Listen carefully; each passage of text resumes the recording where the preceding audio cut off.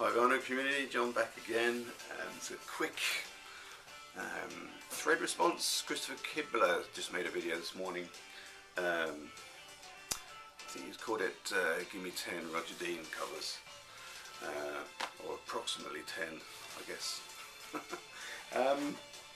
Christopher showed some very nice looking cards that he had, like postcards with information on the back of Roger Dean artwork.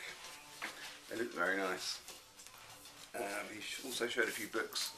I don't know, Christopher, if you showed this one. This is called Magnetic Storm. This was basically the successor to Views. It even says it up here.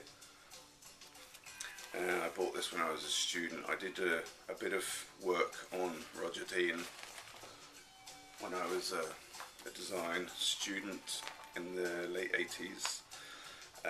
Had fortunate enough to correspond with him, and also I spoke to him on the phone. There's quite a nice story about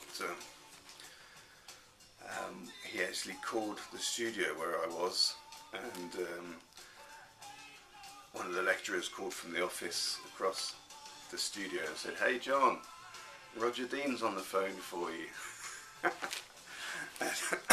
And I felt really, you know, important when I casually strolled across the studio, and all the other students were looking around like, "Oh wow, this guy's got a call from Roger Dean." Roger Dean wasn't necessarily kind of popular as a designer in the 80s. I mean, it was a different time then, but everybody knew who he was. Anyway, so I'm going to go through a few. I tried to pull out ones, Christopher, that you did not show. You said that you didn't have any Asia. I've got a couple of Asia records. I think this is the first album. Not one of my favourite bands. Had a lot of potential, but not quite. Didn't quite do it for me. This is one. This is a nice one. Babe Ruth. This is a really good record.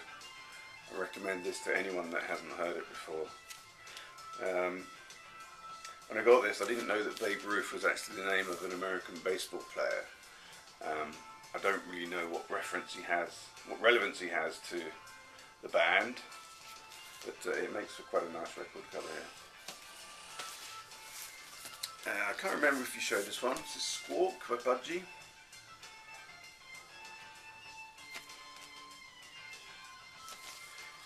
I know you didn't show this one. So this is It Bites, a British band. This album is from '89. I mean, they were sort of a prog band when prog had sort of kind of died a death in the 80s.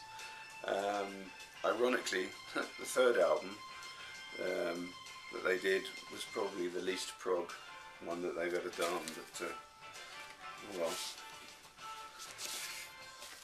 So this one, I've never seen this one shown on the VC before. This is Mackenzie Spring.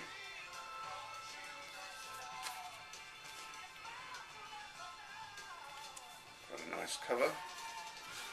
It's a gatefold.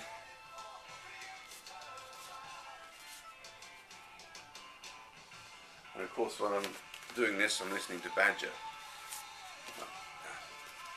You've shown that one, not so unusual. This is one I showed last year. It's a compilation album. It's like a Motown Soul compilation album. Part of a series. This is number 6. The other covers of this series weren't done by Roger Dean. Didn't even look anything like this. So it's interesting that they've used that for this one. And then what I'm going to show now is just some Yes covers that you didn't show either. So this is Yesterday's. This is quite a nice one. I quite like the little boy peeing on the back there. It's kind of fun.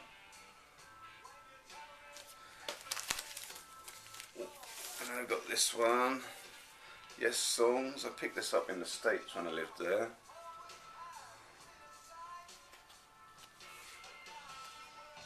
I think it's a live album.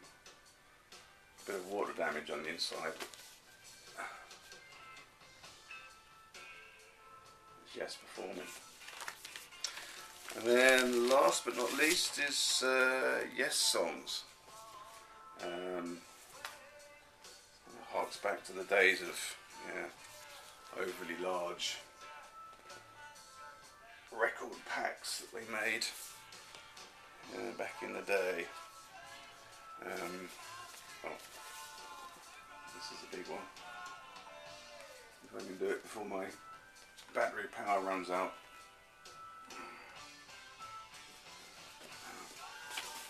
Here we go. More of it on the back. Okay, well, that's the lot.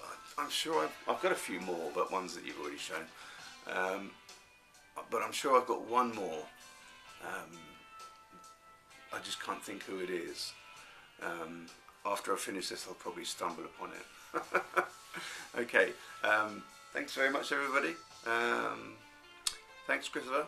Great idea. Check out my next video. Okay, bye.